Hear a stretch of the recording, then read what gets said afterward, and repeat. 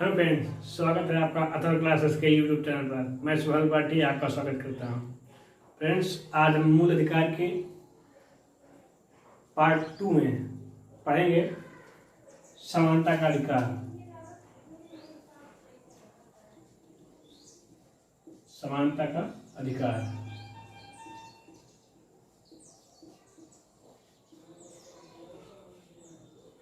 भारतीय संविधान में कुल 6 अधिकारों का वर्णन किया गया है, जिसमें से पहला अधिकार समानता का अधिकार है।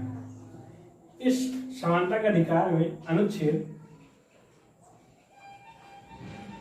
14 से 18 के बीच में जानकारी दी गई है।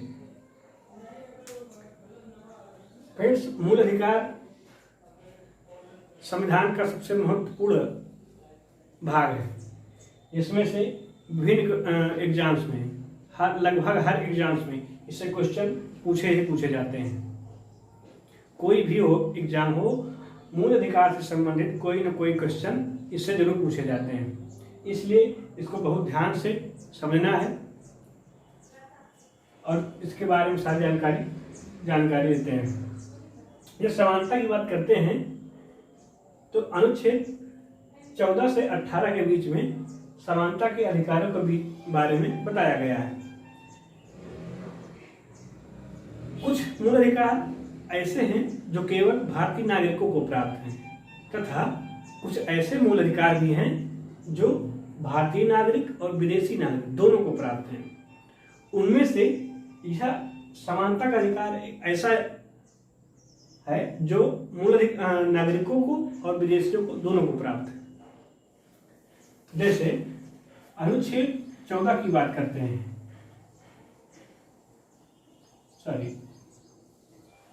अनुच्छेद 15, 16, 19, 29,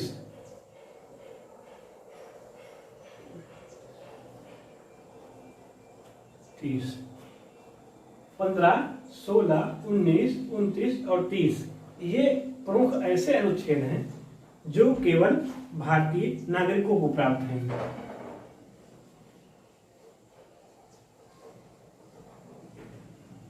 नागरिकों को प्राप्त अधिकार, ये प्रमुख 5 अधिकार जो हैं ये केवल भारतीय नागरिकों को प्राप्त हैं, जबकि 12 से 35 के बीच में अन्य सभी अनुच्छेद भारतीयों को, भारतीय नागरिकों को और विदेशियों को सभी को क्रमशः प्राप्त हैं। हम इनमें से अनुच्छेद 14 की बात करते हैं। अनुच्छेद 14 की अनुच्छेद 14 कहता है विधि के समझ, विधि के समझ समानता। इसका तात्पर्य क्या हुआ? इसका तात्पर्य यह है कि यदि केंद्र सरकार या राज्य सरकार कोई भी कानून बनाएगी, उसमें सभी नागरिक चाहे भारतीय हों या विदेशी हों, सभी एक समान माने जाएंगे, सबके लिए समान कानून होगा। इसके समझ 2 प्रकार के कानून माने जाते हैं। इसके 2 विधियां हैं। एक पहला है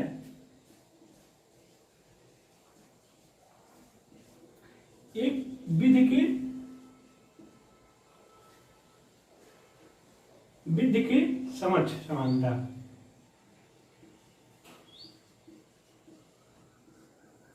विधि के समझ समानता।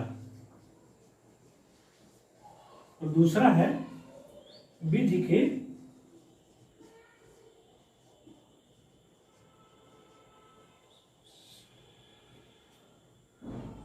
समझ समानता तथा विधि के समान संरक्षण।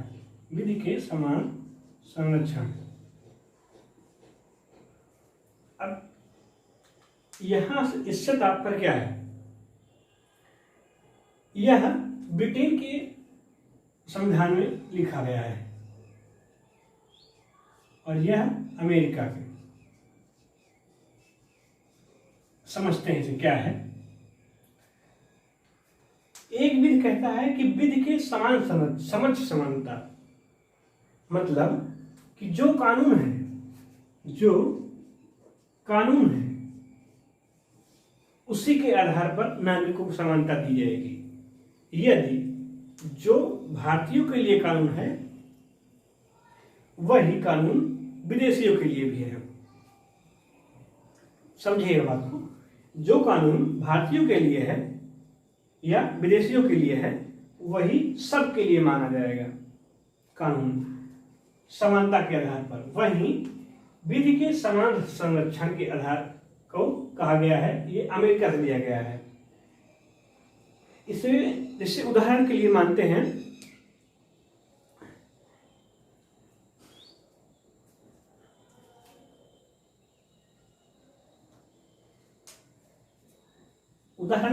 हैं यदि कोई व्यक्ति चोरी करता है, वह अपनी किन परिस्थितियों के आधार पर चोरी करता है। हो सकता है वो कई दिन से भूखा रहा हो, उसके कारण चोरी किया हो, भूख के कारण चोरी किया हो, और कोई चोरी ऐसे किया हो जिसके पास पैसे की कमी हो। तो इसमें अंतर देखिएगा, ध्यान से समझिएगा, इसमें अंतर क्या है। ये मूलभूत चीजें हैं और ये मूलभूत चीजें नहीं हैं। ये मौलिक अधिकार, ये मूल रूप से नहीं है, ये मतलब ये मूल रूप नहीं है इसका, और ये मूल रूप है। इसके लिए इस व्यक्ति के जीवन में सबसे प्रमुख क्या है? भोजन, कपड़ा, शिक्षा, मकान, ये सब क्या है? ये मौलिक है, मूल बेसिक चीजें हैं जो व्यक्ति को चाहिए ही चाहिए जीवन के लिए, और ये इसकी ज्यादा आवश्यकता नहीं है। यदि कोई व्यक्ति चोरी करता है अपने भूख के लिए, तब उसको अगर यदि समानता देखी जाए तो वह विधि के समान समझ माना जाएगा। वहीं कोई विधि के यदि कोई पैसा चुराता है तो उससे कहा जाएगा कि वह चोरी किया है, परंतु यह नैतिकता के रूप में सही है और यह कानून के रूप में सही। इसे कानून के आधार पर किया जाएगा, परंतु इसे नैतिकता के रूप में चोरी नहीं मानी जाएगी। यही समझाने की बात कही गई है। यह रहा हमारा अनुच्छेद 14।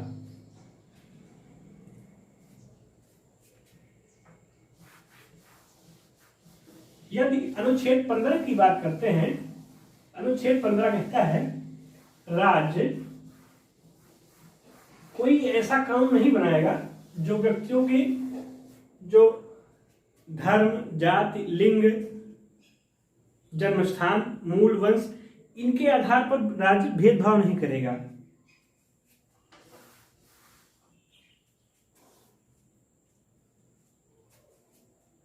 इसमें कहा गया है कि राज्य धर्म, जाति, लिंग, मूल वंश और जन्म स्थान के आधार पर भेदभाव नहीं करेगा। अनुच्छेद 15। अनुच्छेद 15 कहता है कि राज्य का कर्तव्य है, राज्य किसी व्यक्ति के साथ उसके धर्म, राज्य केवल धर्म, जाति, लिंग, धर्म, जाति, लिंग, नस्ल,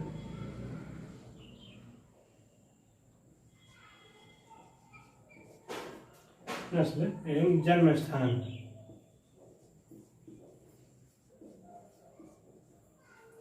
इनके आधार पर भेदभाव किसी के साथ नहीं करेगा। राज्य का कर्तव्य है कि यदि कोई हिंदू है या कोई मुस्लिम है, उसके आधार पर राज्य भेदभाव नहीं करेगा। जाति के आधार पर कोई ब्राह्मण है, कोई क्षत्रिय है, इसके आधार पर भी भेदभाव नहीं किया जाएगा। कोई स्त्री है, पुरुष है, इसके आधार पर भी भेद नहीं किया जाएगा। वह किस नस्ल का है, किस मूल वंश का है, इसके आधार पर भी भेदभाव नहीं करेगा। तथा जन्म स्थान के आधार पर कोई उत्तराखंड में जन्म लिया है या कोई उत्तर प्रदेश में, या कोई तमिलनाडु में लिया है तो कोई त्रिपुरा में लिया है, इसके आधार पर भी राज्य भेदभाव नहीं करेगा। यदि 15(2) की बात करते हैं,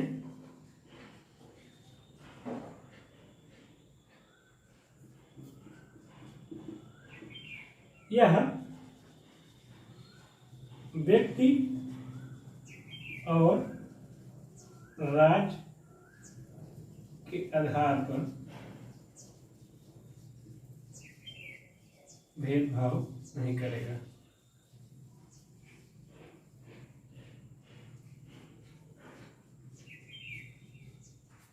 समझिए, अनुच्छेद 15(2) कहता है व्यक्ति और राज्य के आधार पर भेदभाव नहीं किया जाएगा। जैसे यदि कोई व्यक्ति, जैसे तालाब हुआ, तालाब, मंदिर,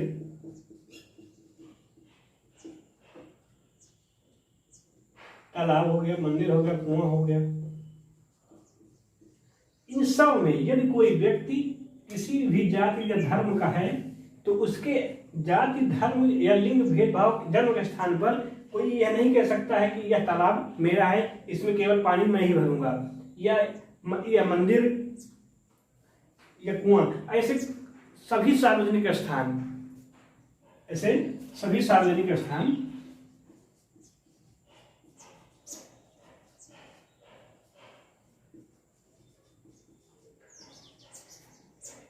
इसके आधार पर, सार्वजनिक स्थानों के आधार, राज्य व्यक्ति के आधार पर भेदभाव नहीं करेगा।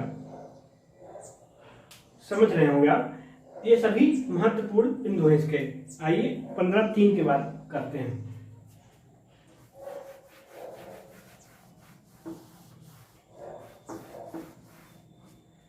अनुच्छेद 15(3) कहता है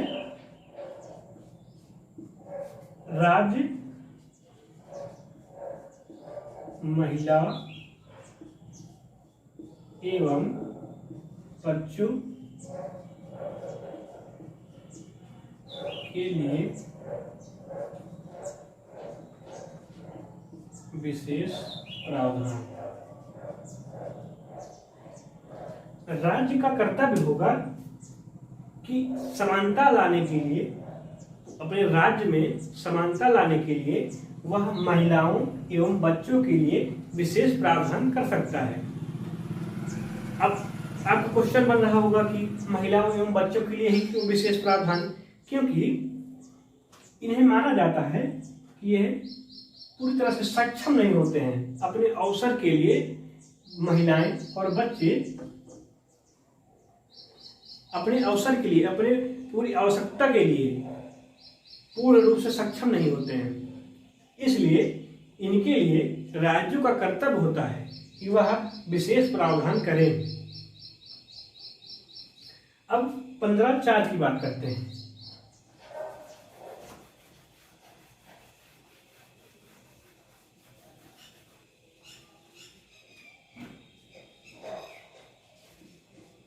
अनुच्छेद 15(4) कहता है सामाजिक शैक्षणिक रूप से, अनुच्छेद 15(4) कहता है सामाजिक शैक्षणिक रूप से पिछड़े वर्ग के लिए विशेष प्रावधान किया जाए। यदि कोई व्यक्ति सामाजिक रूप से पिछड़ा है या शैक्षणिक रूप से पिछड़ा है, महत्वपूर्ण बात यह है, यही अनुच्छेद आरक्षण के लिए प्रावधान करता है। अनुच्छेद 15(4) और अनुच्छेद हम अगला 16 पढ़ेंगे, 16(4), यह ऐसे प्रावधान हैं जो आरक्षण के बारे में प्रावधान करते हैं। हम आरक्षण के बारे में एक अन्य वीडियो बनाकर बताएंगे। आप पूरा आरक्षण के बारे में जितने भी प्रावधान हैं उन सब के बारे में आपको बताया जाएगा। तो अनुच्छेद 15(4) कहता है कि सामाजिक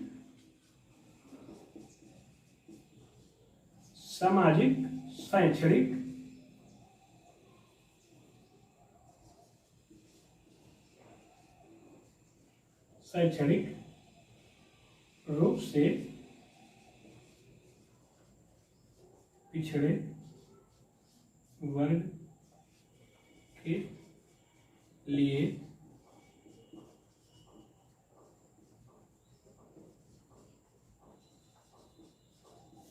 समझिएगा, यदि कोई व्यक्ति सामाजिक या शैक्षणिक रूप से उसके समाज के आधार पर, उसके समानता के आधार पर, क्या उसको किसी प्रकार की समानता प्राप्त है या नहीं है, उसके आधार पर, तथा शिक्षा के क्षेत्र में, जैसे गांव के लोग या शहरी क्षेत्र के लोग, गांव के लोग को जानते होंगे आप कि बहुत कम पढ़ने में इंटरेस्ट रखते हैं, वहीं शहरी लोग उन्हें ज़्यादा पढ़ने में अच्छा लगता है।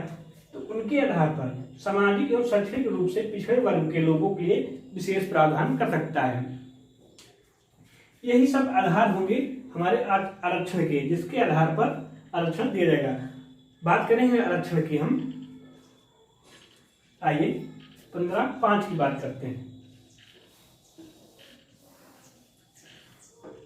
ये तो रहे हमारे।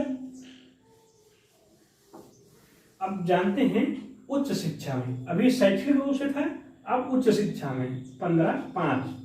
15(5) को कहते हैं उच्च शिक्षा में, उच्च शैक्षणिक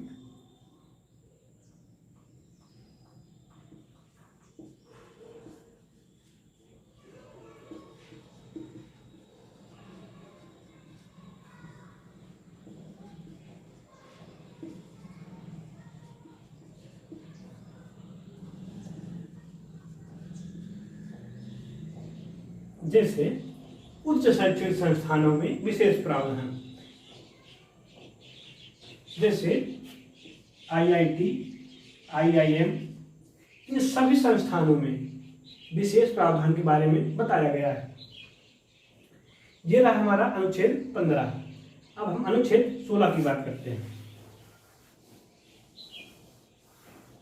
अनुच्छेद 16 कहता है राज्य की सेवा में अवसर की समानता के बारे में।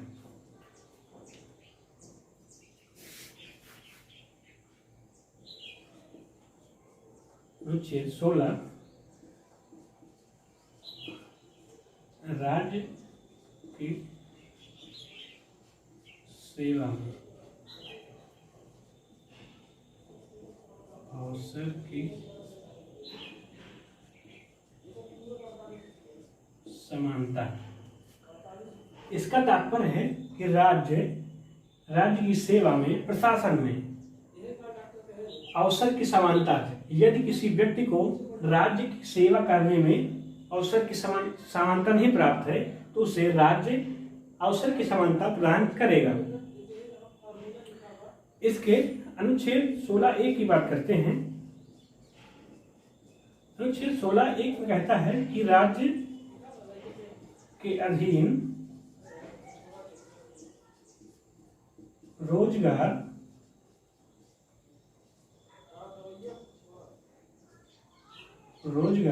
एवं नियुक्ति, अपॉइंटमेंट में नागरिकों को विशेष प्रावधान, अवसर में विशेष प्रावधान।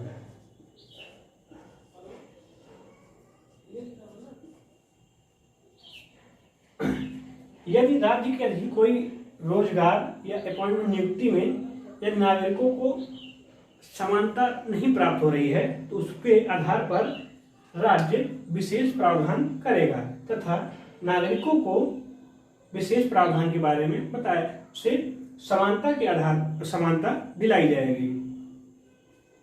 ये रहा हमारा अनुच्छेद 16। अनुच्छेद 17 की बात करते हैं। अनुच्छेद 17 अस्पृश्यता की बात करता है, छुआछूत की बात करता है। अनुच्छेद 17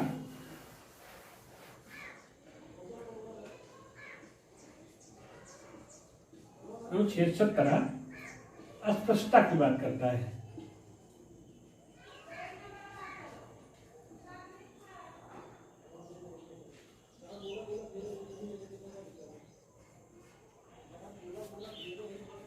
अस्पृश्यता से तात्पर्य छुआछूत से। यदि किसी भी प्रकार की छुआछूत जैसे कोई भी प्रथा लागू है उसको समाप्त करने के लिए ऐसा प्रावधान किया जाएगा कि वह समानता स्थापित की जा सके। अनुच्छेद 18 की बात करते हैं। अनुच्छेद 18 उपाधियों का अंत के बारे में कहता है। उपाधियों का